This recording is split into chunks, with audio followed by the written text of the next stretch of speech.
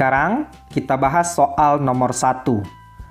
Keunggulan struktural tumbuhan spermatofita yang sekaligus merupakan perkembangan evolusioner yang lebih maju sebagai tumbuhan darat dibandingkan bryofita adalah. Oke, sekarang kita bahas dulu apa itu spermatofita dan bryofita. Spermatofita itu merupakan tumbuhan biji. Terdiri dari dua jenis, ada gymnosperme, tumbuhan biji terbuka, dan angiosperme, tumbuhan biji tertutup. Sedangkan bryofita itu merupakan tumbuhan lumut. Sekarang kita bahas satu persatu option jawabannya. Yang A, daun berupa makrofil. Makro artinya besar, fil artinya daun. Tumbuhan spermatofita memang memiliki ukuran daun yang lebih besar dari bryofita, tapi bukan ini keunggulannya. Yang B, memiliki xilem dan floem atau jaringan pembuluh. Nah, tumbuhan spermatofita itu sudah memiliki jaringan pembuluh xilem dan floem. Sedangkan bryofita atau tumbuhan lumut itu disebut dengan atracheopita atau tumbuhan yang belum memiliki pembuluh. Jadi belum memiliki xilem dan floem. Yang C, habitus berupa herba dan pohon. Ini juga bukan merupakan keunggulan struktural dari spermatofita, karena spermatofita juga ada yang berbentuk semak. Yang D, reproduksi secara vegetatif atau generatif. Baik tumbuhan spermatofita maupun bryofita, ini sama-sama mengalami reproduksi secara vegetatif atau aseksual dan generatif atau secara seksual. Option E, pergiliran generasi gametofit dan sporofit. Kedua jenis tumbuhan baik spermatofita maupun bryofita itu mengalami pergiliran generasi dari fase gametofit ke sporofit. Gametofit itu artinya fase yang menghasilkan gamet atau sel kelamin, sedangkan sporofit yaitu fase yang menghasilkan sporo atau spora. Pergiliran generasi atau pergiliran keturunan ini disebut juga dengan metagenesis. Jadi, jawaban yang lebih tepat untuk nomor 1 ini adalah yang B, memiliki xilem dan floem. Dan itulah keunggulan spermatofita dibandingkan bryofita sebagai perkembangan evolusioner.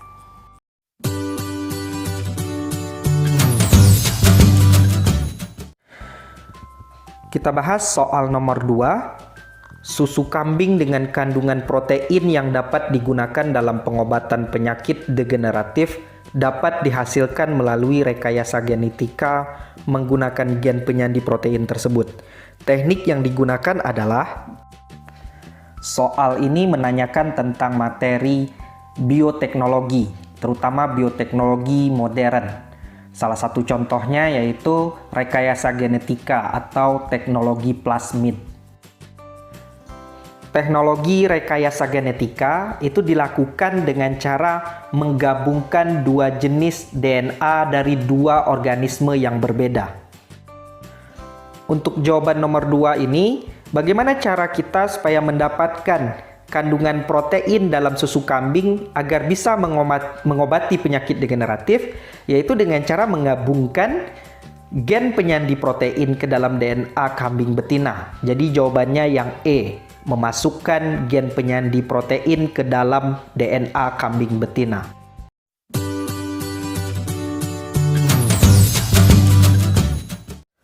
Kita bahas soal nomor 3. Salah satu keberhasilan teknik bonsai pada adenium adalah dengan pemotongan akar yang bertujuan untuk mengurangi kadar hormon. Kita bahas satu persatu fungsi dari option jawabannya. Yang A, asam absisat ini berfungsi sebagai pertahanan tumbuhan ketika keadaan tidak memungkinkan untuk tumbuh. Fungsi dari asam absisat ini diantaranya mencegah terjadinya perkecambahan, kemudian menutupnya stomata pada saat cuaca panas atau terik, kemudian yang ketiga berfungsi dalam pengguguran daun saat musim kemarau. Yang B, etilen, ini merupakan hormon yang berperan dalam pematangan buah. C, rizokalin, Ini merupakan jenis kalin yang berfungsi untuk pertumbuhan organ akar. Yang D, giberelin. Ini merupakan hormon yang berperan dalam pembesaran tubuh tumbuhan dan juga yang berperan dalam perkecambahan. Yang E, sitokinin. Ini hormon yang berperan dalam sitokinesis atau pembelahan sel. Selain itu juga sitokinin berperan dalam anti-aging atau anti penuaan. Untuk jawaban nomor 3 ini, teknik yang digunakan dalam pembuatan bonsai dengan memotong akarnya itu bertujuan untuk mengurangi kadar hormon. Yang C, rizokalin, hormon yang berperan dalam pembentukan atau pertumbuhan akar.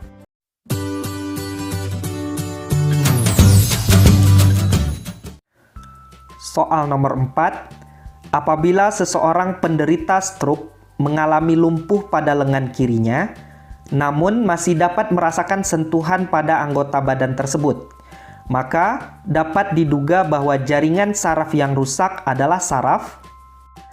Soal nomor 4 ini adalah soal tentang sistem saraf. Alur terjadinya gerakan pada tubuh manusia itu diawali dengan adanya rangsangan atau impuls. Kemudian rangsangan impuls ini akan diterima oleh reseptor. Reseptor pada tubuh manusia itu berupa alat indera. Kemudian rangsangan atau impuls ini akan diteruskan dari alat indera oleh saraf sensorik atau aferen ke bagian sistem saraf pusat. Sistem saraf pusat itu bisa berupa otak dan sumsum tulang belakang. Impuls atau rangsangan yang sudah diolah pada sistem saraf pusat itu akan dibawa oleh saraf motorik atau disebut juga dengan saraf eferen menuju ke bagian efektor. Efektor pada tubuh manusia bisa berupa otot dan juga kelenjar. Dari sinilah rangsangan yang tadi diterima akan menjadi suatu tindakan pada tubuh manusia. Pada soal nomor 4 ini, penderita stroke-nya bisa merasakan rangsangan, tapi tidak bisa melakukan gerakan. Jadi bisa dipastikan bagian saraf yang rusak yaitu saraf eferen atau saraf motorik yang membawa informasi dari otak ke bagian efektor, yaitu otot dan kelenjar. Jadi jawabannya adalah yang A, saraf eferen atau saraf motorik.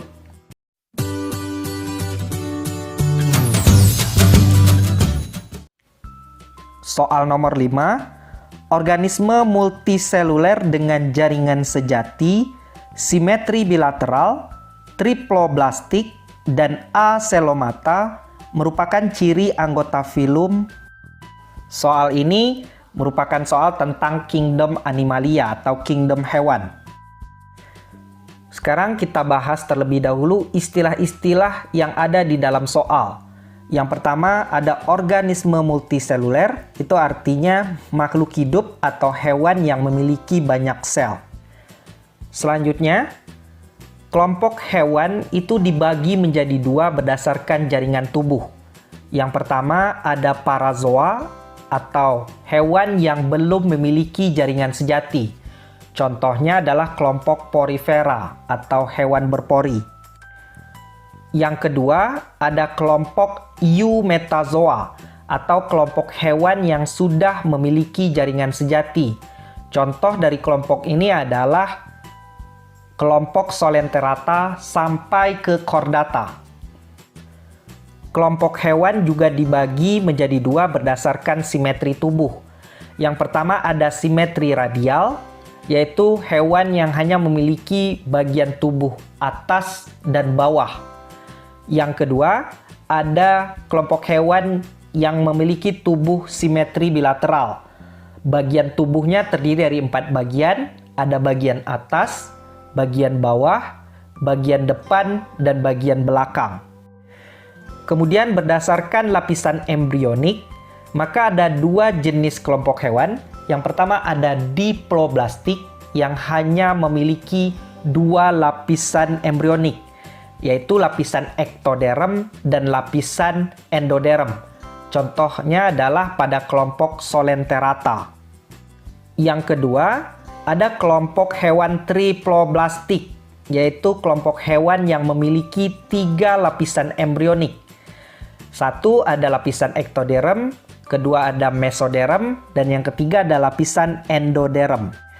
Hewan triploblastik ini dibagi lagi berdasarkan ada atau tidaknya rongga tubuh atau selom. Yang pertama ada triploblastik acelomata, yaitu kelompok hewan yang tidak memiliki rongga tubuh. Contohnya adalah kelompok Platyhelminthes atau cacing pipih. Yang kedua ada triploblastik pseudocelomata atau kelompok hewan yang memiliki rongga tubuh semu. Contohnya adalah kelompok Nemathelminthes atau cacing gilik. Yang ketiga ada triploblastik celomata atau eucelomata. Ini merupakan kelompok hewan yang sudah memiliki rongga tubuh sejati. Contohnya adalah dimulai dari kelompok Annelida atau cacing gelang sampai ke kelompok Chordata. Sekarang kita bahas satu persatu ciri-ciri hewan yang terdapat pada option jawaban.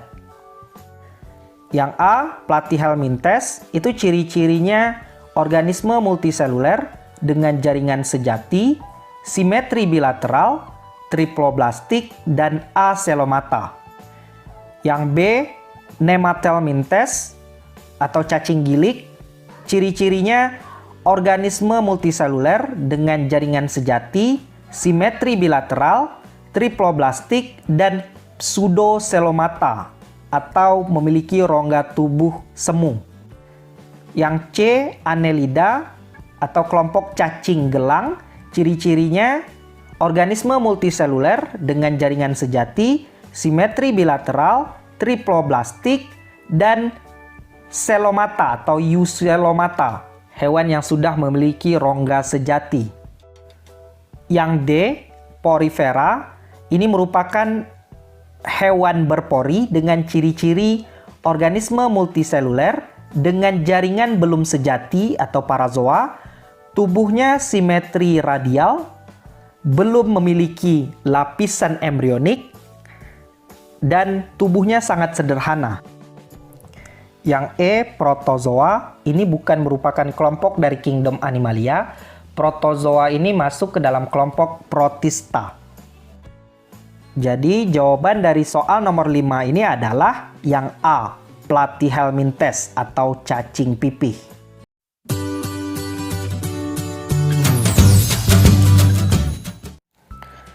Sekarang kita bahas soal nomor 6.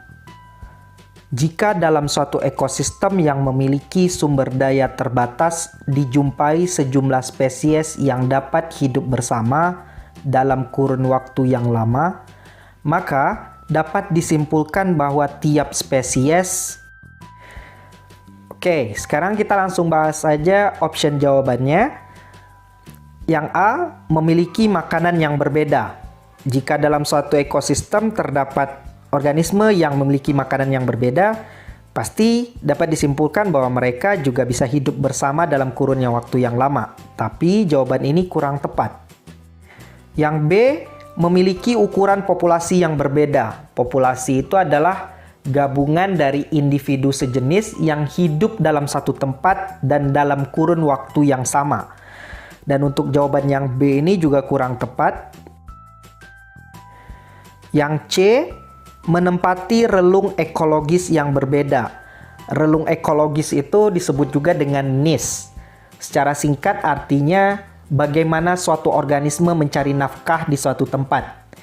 Jadi masing-masing organisme itu memiliki niche atau relung yang berbeda. Misalnya ada yang pemakan rumput, ada yang pemakan serangga, dan lain sebagainya. Yang D, memiliki peran pada level trofik yang berbeda. Level trofik itu misalnya pada level 1 diisi oleh produsen, level 2 diisi oleh konsumen tingkat 1, level 3 diisi oleh konsumen tingkat 2, dan level keempat diisi oleh konsumen tingkat ketiga. Begitu seterusnya. Nah, untuk jawaban ini juga kurang tepat. Yang E, tinggal di habitat yang sedikit berbeda. Kita tahu bahwa mereka hidup di satu tempat, jadi habitatnya sama. Yang berbeda itu adalah relung ekologis atau niche. Jadi jawaban untuk nomor 6 ini adalah C, menempati relung ekologis yang berbeda.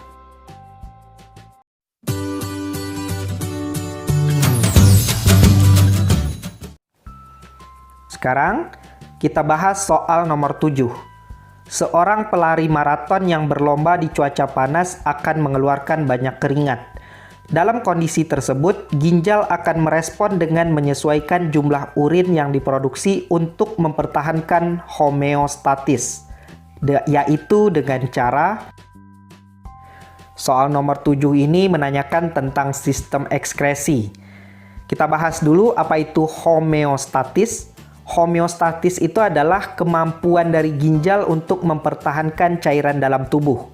Jadi ketika tubuh kita melakukan aktivitas berat di bawah terik matahari yang panas, maka urin itu akan dikeluarkan dalam jumlah sedikit, sedangkan keringat dikeluarkan dalam jumlah banyak.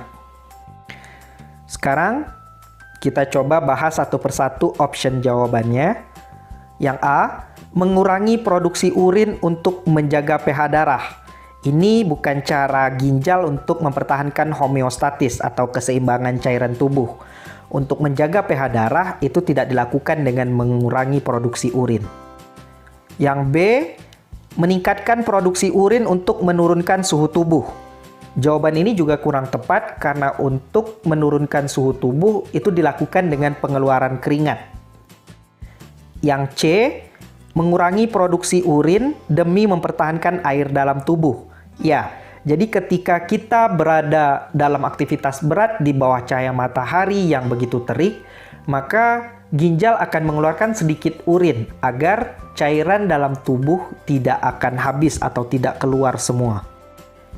Yang D, meningkatkan produksi urin untuk mengeliminir kelebihan garam dalam tubuh. Jika seorang pelari maraton meningkatkan produksi urinnya, maka cairan dalam tubuh akan cepat menghilang. Jadi jawaban yang D ini kurang tepat. Yang E, meningkatkan produksi urin agar tubuh dapat menyerap lebih banyak nutrien. Jawaban yang E juga kurang tepat karena meningkatkan produksi urin di cuaca panas itu akan menyebabkan pengeluaran cairan yang banyak dari dalam tubuh, sehingga akan berakibat terjadinya dehidrasi. Jadi, jawaban untuk soal nomor 7 ini adalah yang C, mengurangi produksi urin demi mempertahankan air dalam tubuh.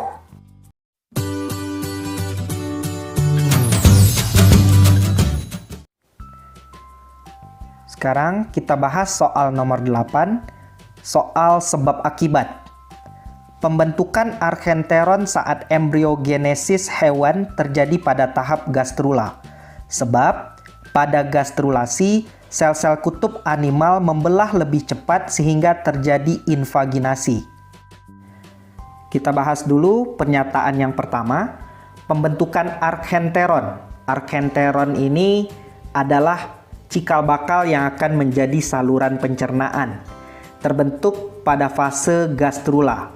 Jadi pernyataan yang pertama, pembentukan archenteron saat embriogenesis hewan terjadi pada tahap gastrula. Ini pernyataannya benar. Selanjutnya, kita bahas pernyataan yang kedua. Pada gastrulasi, gastrulasi itu artinya proses gastrula, sel-sel kutub animal. Jadi, pada saat embriogenesis, embrio itu memiliki dua kutub, ada kutub animal dan kutub vegetal. Nah, pada saat gastrulasi, kutub-kutub animal ini akan membelah lebih cepat, sehingga terjadi lekukan ke arah dalam atau disebut dengan invaginasi. Jadi pernyataan yang kedua ini, pada gastrulasi, sel-sel kutub animal membelah lebih cepat sehingga terjadi invaginasi. Ini juga betul. Untuk jawaban soal nomor 8, pernyataan 1 benar dan pernyataan kedua juga benar, dan kedua pernyataan ini memiliki hubungan sebab akibat. Jadi jawabannya adalah A.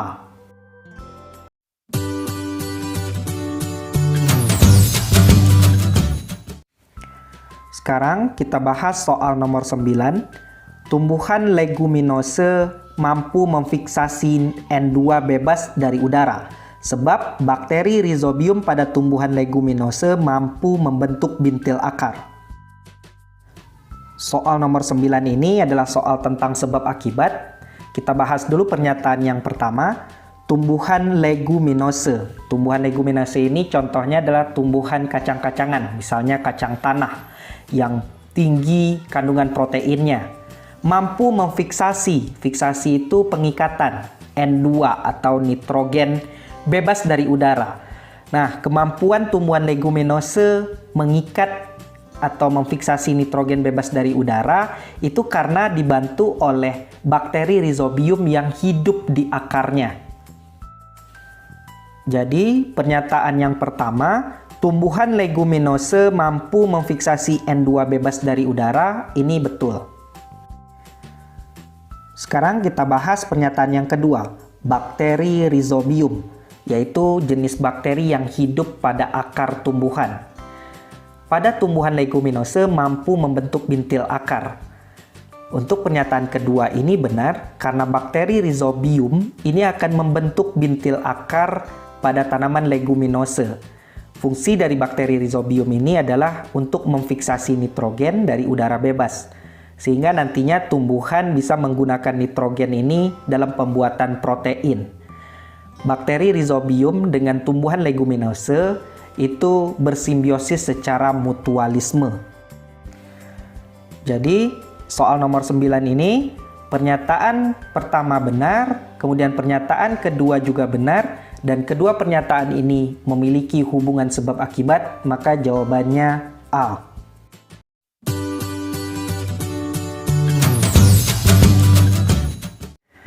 Sekarang kita bahas soal nomor 10, soal sebab akibat.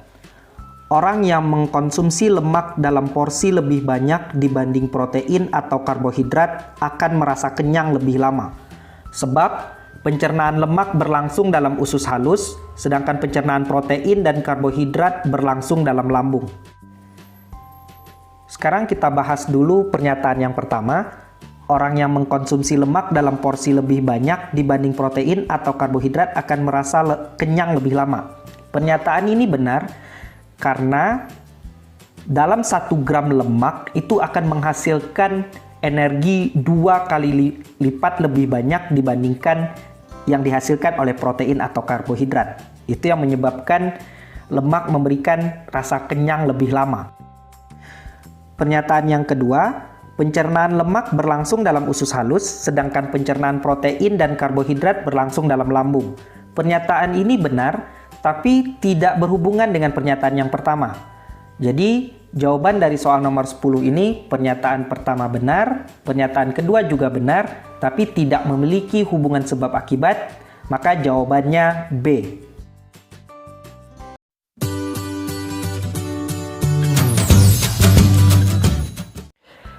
Sekarang kita bahas soal nomor 11. Pada pembuatan yogurt terjadi pengendapan protein dari susu yang ditumbuhi oleh Streptococcus thermophilus. Sebab Streptococcus thermophilus memfermentasi laktosa dan menghasilkan asam laktat yang akan menurunkan pH. Soal nomor 11 ini adalah soal tentang sebab akibat. Kita bahas dulu pernyataan yang pertama. Pada pembuatan yogurt terjadi pengendapan protein dari susu yang ditumbuhi oleh Streptococcus thermophilus. Pada pembuatan yogurt, bahan dasarnya yaitu susu dengan menggunakan 2 jenis bakteri. Yang pertama ada Streptococcus thermophilus, kemudian yang kedua ada Lactobacillus bulgaricus. Nah, kedua bakteri inilah yang akan menyebabkan pengendapan protein dari susu. Jadi pernyataan yang pertama ini benar. Kemudian pernyataan yang kedua, Streptococcus thermophilus memfermentasi laktosa dan menghasilkan asam laktat yang akan menurunkan pH. Kita tahu bahwa kedua jenis bakteri tadi ada Streptococcus thermophilus dan Lactobacillus bulgaricus. Itu fungsinya untuk memfermentasikan laktosa, kemudian dihasilkan asam laktat, dan asam laktat ini pH-nya bersifat asam atau ber-pH rendah. Jadi pernyataan yang kedua juga benar. Jadi jawaban dari nomor 11 ini, pernyataan 1 benar, kemudian pernyataan 2 juga benar, dan kedua pernyataan ini saling berhubungan. Jadi jawabannya A.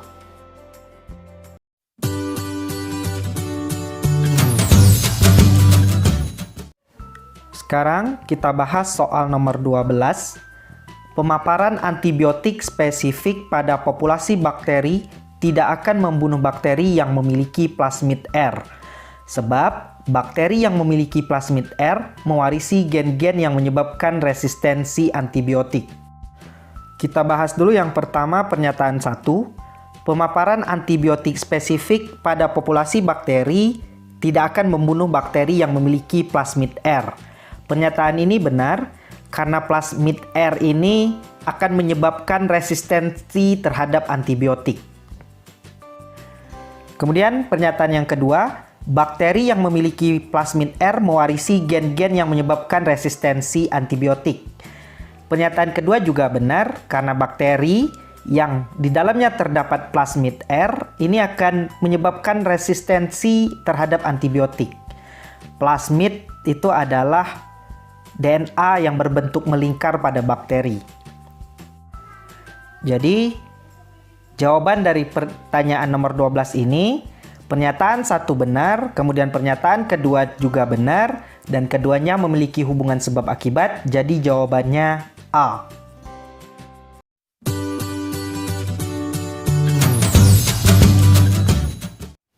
Sekarang, kita bahas soal nomor 13. Jaringan epitel pada saluran pencernaan dapat menghasilkan mukus sebagai perlindungan terhadap kerusakan mekanis. Sebab, jaringan epitel pada rongga hidung dapat berfungsi sebagai reseptor untuk menerima rangsang yang berasal dari luar tubuh. Tipe soal ini adalah tipe soal sebab akibat. Kita bahas dulu pernyataan yang pertama. Jaringan epitel pada saluran pencernaan dapat menghasilkan mukus. Mukus itu artinya lendir. Jaringan epitel pada saluran pencernaan yaitu jenisnya epitel silindris selapis yang akan menghasilkan mukus dari sel-sel goblet. Jadi pernyataan yang pertama ini benar karena fungsi dari mukus atau lendir itu sebagai perlindungan terhadap kerusakan mekanis. Pernyataan yang kedua, jaringan epitel pada rongga hidung dapat berfungsi sebagai reseptor untuk menerima rangsang yang berasal dari luar tubuh. Pernyataan kedua ini salah karena jaringan epitel pada rongga hidung itu berfungsi sebagai pelindung, bukan penerima rangsang. Yang berfungsi sebagai reseptor penerima rangsang adalah sel-sel saraf yang ada di dalam rongga hidung. Jadi, soal nomor 13 ini, pernyataan pertama benar, kemudian pernyataan kedua salah, jawabannya C.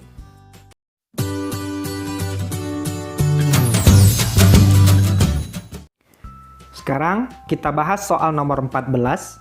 Diabetes mellitus tipe 1 disebabkan ketidakmampuan sel alfa Pulau Langerhans pankreas untuk memproduksi insulin. Sebab di dalam tubuh manusia, insulin memiliki peran penting pada proses glikogenolisis. Tipe soal ini merupakan tipe soal sebab akibat. Kita bahas dulu pernyataan yang pertama. Diabetes mellitus tipe 1 disebabkan ketidakmampuan sel alfa Pulau Langerhans pankreas untuk memproduksi insulin.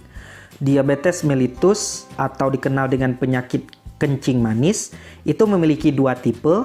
Yang pertama ada diabetes mellitus tipe 1, kemudian yang kedua ada tipe 2. Diabetes mellitus tipe 1 itu terjadi karena kekurangan hormon insulin.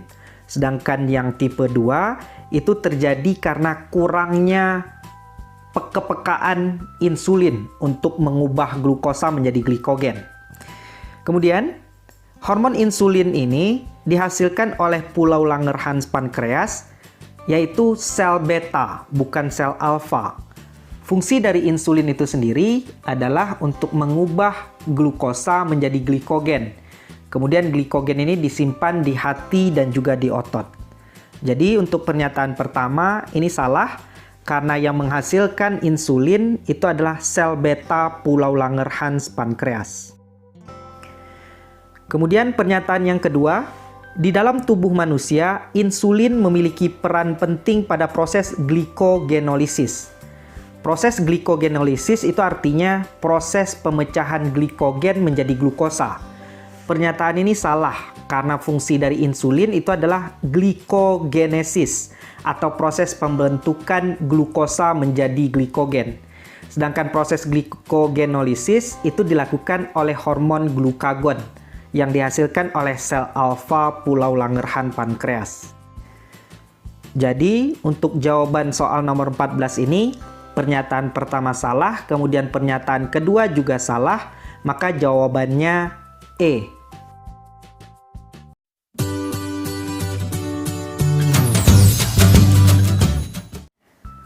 Sekarang kita bahas soal nomor 15.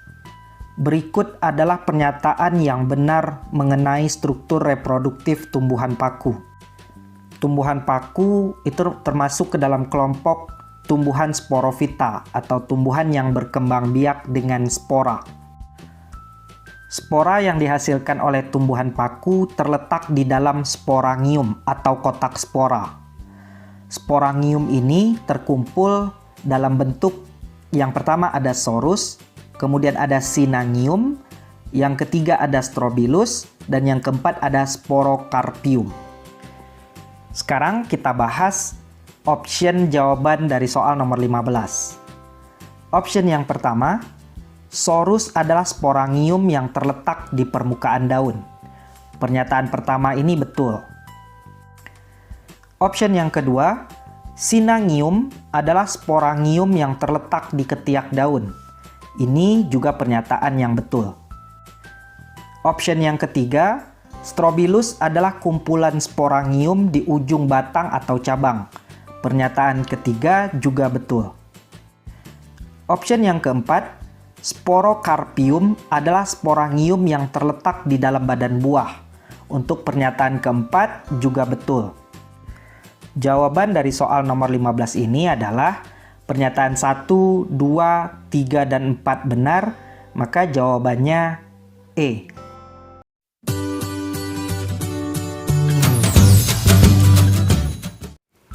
Sekarang kita bahas soal nomor 16.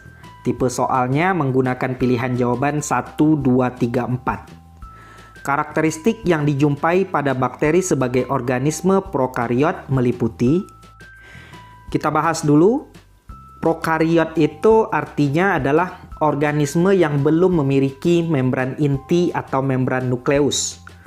Lawannya adalah organisme eukariot, yaitu yang sudah memiliki membran inti atau membran nukleus. Organisme yang termasuk ke dalam prokariot yaitu tergolong dalam kelompok kingdom Monera. Salah satu contoh anggota dari kingdom Monera yaitu bakteri.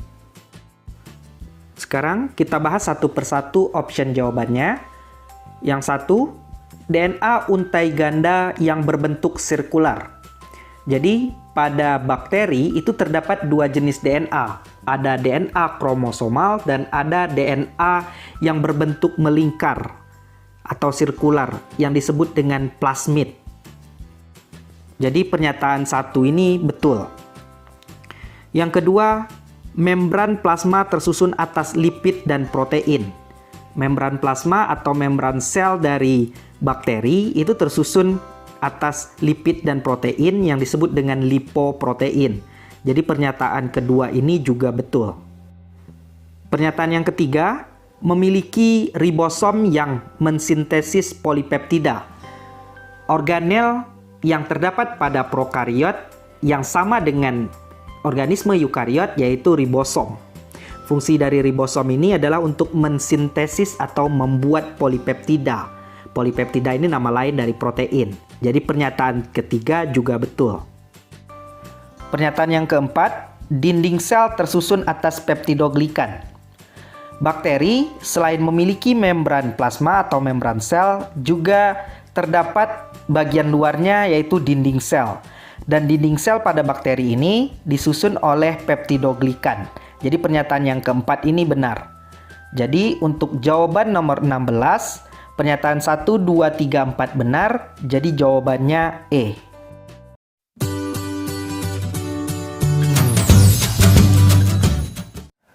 Sekarang kita bahas soal nomor 17.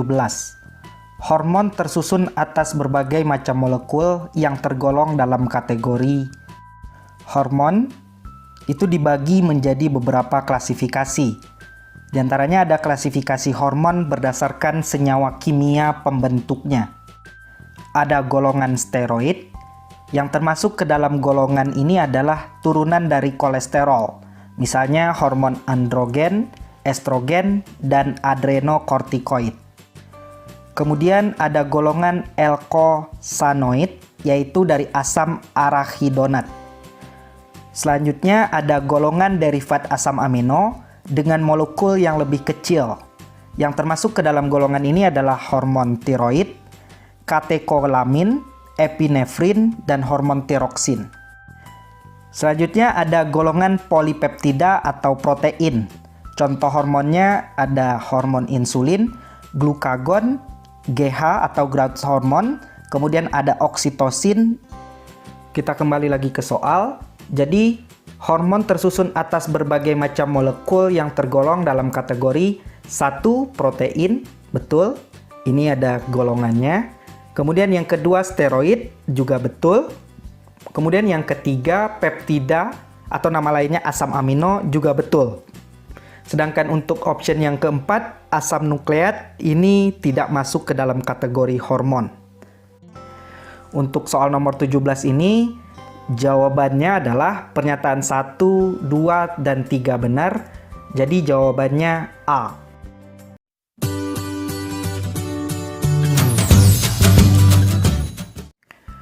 Sekarang kita bahas soal nomor 18.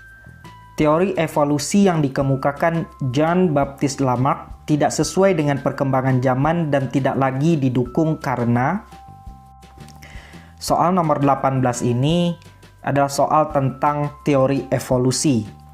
Ada dua tokoh yang terkenal yang mengemukakan teori evolusi. Yang pertama ada Lamarck, kemudian yang kedua ada Darwin. Jean Baptiste Lamarck dalam bukunya yang berjudul Philosophic itu mengungkapkan gagasan tentang teori evolusi. Yang pertama, lingkungan mempunyai pengaruh pada ciri dan sifat yang dihasilkan melalui adaptasi lingkungan. Yang kedua, ciri dan sifat yang terbentuk akan diwariskan kepada keturunan. Kemudian yang ketiga, organ yang sering digunakan akan berkembang dan membesar, sementara organ yang jarang digunakan akan mengalami penyusutan atau bahkan bisa menghilang. Sekarang kita bahas option jawaban pada nomor 18. Option yang pertama, perubahan ciri atau sifat terjadi melalui mutasi. Pernyataan ini betul. Inilah yang menyebabkan teori yang dikemukakan oleh Jean Baptiste Lamarck tidak bisa didukung lagi. Option yang kedua, gen-gen tidak berubah karena aktivitas kehidupan suatu organisme. Pernyataan ini juga betul, karena gen-gen itu akan berubah akibat dari suatu mutasi. Option yang ketiga, ciri atau sifat suatu organisme diwariskan melalui gen-gen. Pernyataan ini juga benar, karena ciri atau sifat dari suatu makhluk hidup itu diwariskan melalui gen-gen, bukan melalui pengaruh terhadap lingkungan, seperti yang dikemukakan oleh Jean Baptiste Lamarck. Option yang keempat, lingkungan berpengaruh pada ciri atau sifat yang diwariskan. Ini merupakan teori yang diungkapkan oleh Jean Baptiste Lamarck. Jadi, pernyataan yang keempat ini salah. Karena ini adalah pernyataan dari Jean Baptiste Lamarck itu sendiri. Sedangkan soal menanyakan manakah pernyataan yang tidak mendukung teori Jean Baptiste Lamarck. Untuk soal nomor 19, jawabannya pernyataan 1, 2, 3 itu benar, jadi jawabannya A.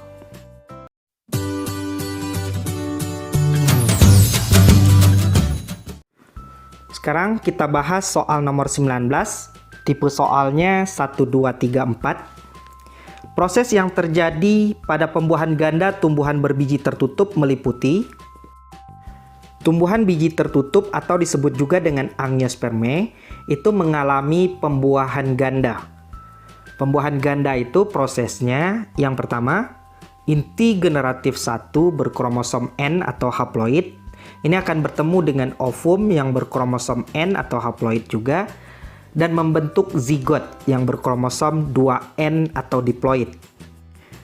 Kemudian proses yang kedua, inti generatif 2 yang berkromosom N atau haploid ini akan melebur atau bertemu dengan inti kandung lembaga sekunder yang memiliki kromosom 2N atau diploid dan membentuk endosperm atau cadangan makanan yang berkromosom 3N atau triploid.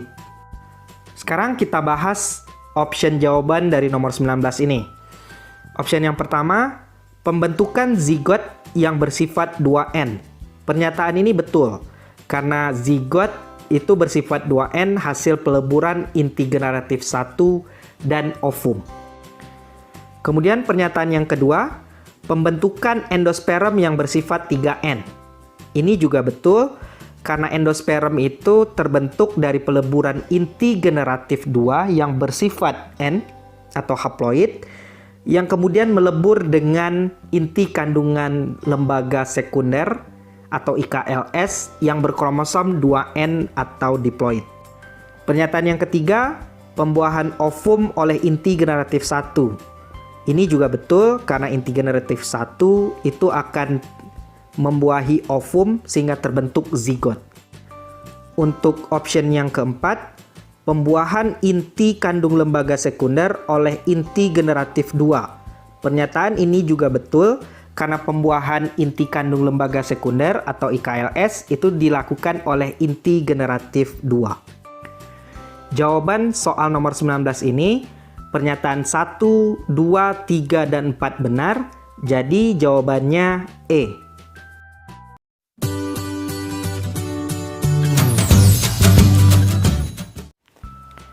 Sekarang kita bahas soal nomor 20. Pada manusia, urin primer dihasilkan dari proses filtrasi di badan Malpighi, sehingga di dalamnya mengandung. Proses pembentukan urin itu terdiri dari 3. Yang pertama ada proses filtrasi, kemudian ada reabsorpsi, dan yang ketiga augmentasi.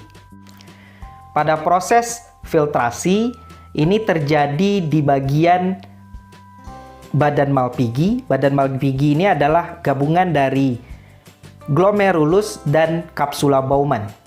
Sehingga nanti urin-urinnya itu akan mengandung urin primer. Urin primer itu terdiri dari urea, asam amino, glukosa, dan juga air. Jadi, jawaban untuk nomor 20 ini, option 1, 2, 3, 4 itu betul. Jadi jawabannya E.